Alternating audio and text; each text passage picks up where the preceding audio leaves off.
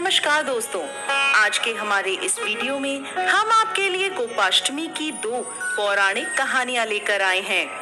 कार्तिक शुक्ल पक्ष की अष्टमी को गोपाष्टमी का त्योहार मनाया जाता है। इस दिन गाय को स्नान करा के उसके बछड़े के साथ विधि विधान से पूजा की जाती है और गाय की परिक्रमा होती है। गोपाष्टमी के दिन गाय के चरणों की धूल को अपने मस्तक पर लगाने से भगवान श्री कृष्ण प्रसन्न होते हैं तथा अखंड सौभाग्य का वरदान देते हैं।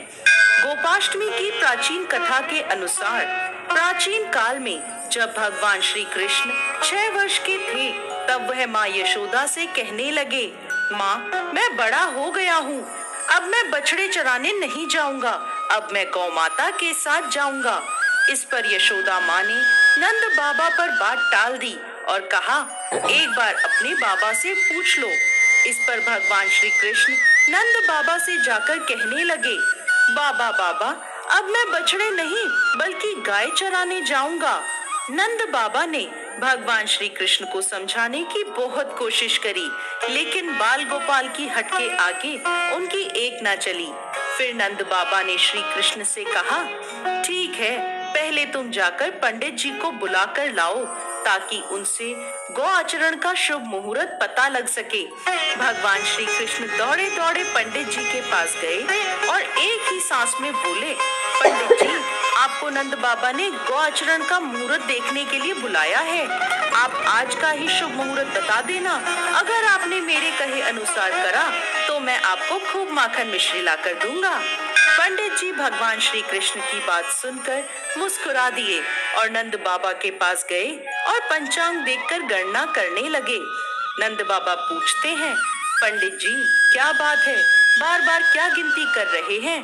पंडित जी बोले, क्या बताऊं नंद जी, केवल आज का ही मुहूर्त निकल रहा है, इसके बाद तो पूरे 1 वर्ष तक कोई मुहूर्त नहीं है। पंडित जी की बात सुनकर नंद बाबा ने श्री कृष्ण को गौचरण की स्वीकृति दे दी। भगवान जिस समय भी कोई कार्य करते हैं वही शुभ मुहूर्त बन जाता है। उसी दिन से भगवान श्री कृष्ण ने गौचरण का कार्य आरंभ किया और वह शुभ तिथि कार्तिक मास के शुक्ल पक्ष की अष्टमी थी। इसी वजह से इस तिथि को गोपाष्टमी के नाम से जाना जाने लगा। इस दिन कामधेनु गाय ने भगवान श्री कृष्ण का अभिषेक किया था और भगवान श्री कृष्ण गोविंद कहलाए थे। गोपाष्टमी की एक अन्य कथा के अनुसार जब भगवान श्री कृष्ण ने गोवर्धन पर्वत को अपनी कनिष्ठ उंगली पर धारण किया था, तब 7 दिनों तक इंद्र लगातार मूसलाधार वर्षा करते रहे और भगवान श्री कृष्ण ने गोवर्धन को अपनी उंगली पर उठाए रखा।